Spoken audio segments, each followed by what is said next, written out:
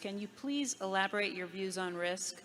You clearly aren't a fan of relying on statistical probabilities, and you highlight the need for $20 billion in cash to feel comfortable.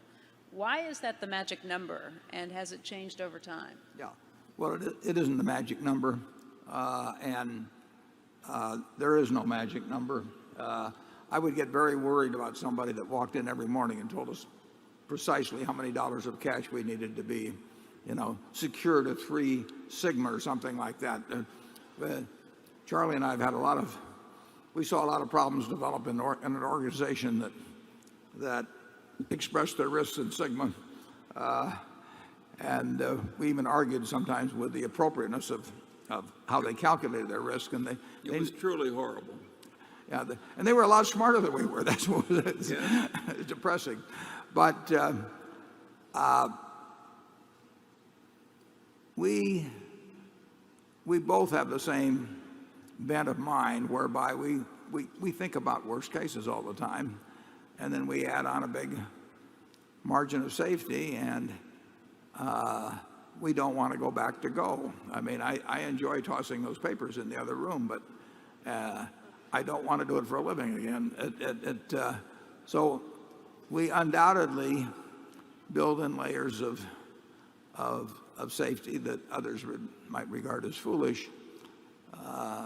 But we've got 600,000 shareholders, and we've got members of my family that have 80 or 90% of their net worth in the company, and I'm just not interested in explaining to them that we went broke because there was a 1/100th of 1% chance that we would go broke, and there was the remaining probability was filled by the chance of doubling our money, and I decided that was just a good gamble to take. We're not going to do that. It doesn't mean that much. We are never going to risk what we have and need for what we don't have and don't need. We'll still find things to do where we can make money, but we don't have to stretch to do it. And it's my job, and Charlie thinks the same way. I mean, we don't have to talk about it much, but it's our job to figure out what can really go wrong with this place. And we've seen September 11th, and we've seen September of 2008, and we'll see other things of a different nature but similar impact in the future. And we not only want to sleep well of those nights, we want to be thinking about things to do with some excess money we might have around. So it is, if you're calibrating it in some mathematical way, I would say it's really dangerous. I could give you a couple of examples on that, but unfortunately I've learned about them on a confidential basis. But some really great organizations have had dozens of people with advanced mathematical training and thinking about it daily, making computations, and they don't really get at the problem. So it's at the top of the mind always around Berkshire, and your returns in 99 years out of 100 will probably be penalized by us being excessively conservative, and 1 year out of 100 will survive when some other people won't. Charlie? Yeah, but how do these super smart people with all these degrees in higher mathematics end up doing these dumb things? I think it's explainable by the old proverb that to a man with a hammer, every problem looks pretty much like a nail. They've learned these techniques, and they just twist the problem so they fit the solution, which is not the way to do it. And they have a lack of understanding of history, I would say. That one of the things in 1962, when I set up our office at Keywood Plaza, where we still are, it's a different floor, I put 7 items on the wall. Our art budget was $7, and I went down to the library, and for $1 each I made photocopies of the pages from financial history. And one of those cases, for example, was in May of 1901, when the Northern Pacific Corner occurred. And it's kind of interesting in terms of being in Omaha, because Harriman was trying to get control of the Northern Pacific, and James J. Hill was trying to get control of the Northern Pacific, and unbeknownst to each other, they both bought more than 50% of the stock.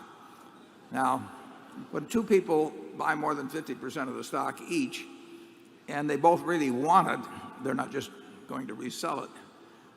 Interesting things happen. To the shorts.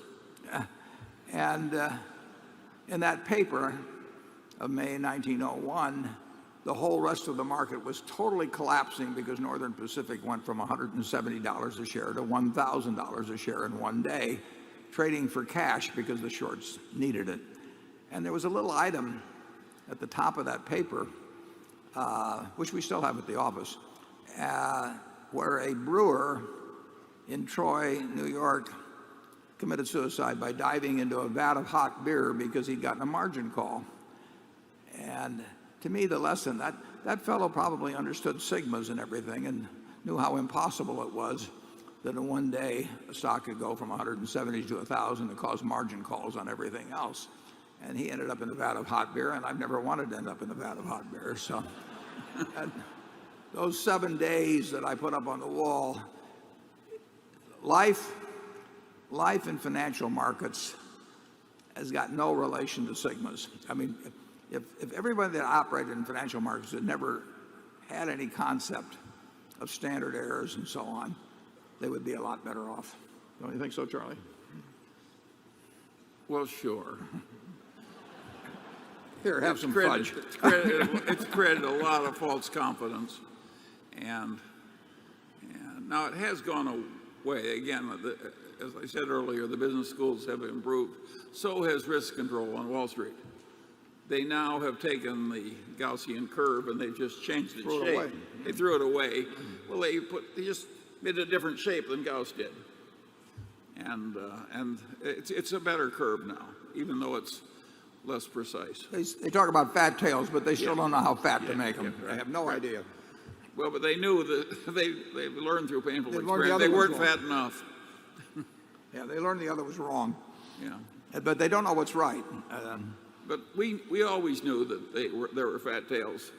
Warren and I at the Solomon meetings would look over at one another and roll our eyes when the risk control people were talking.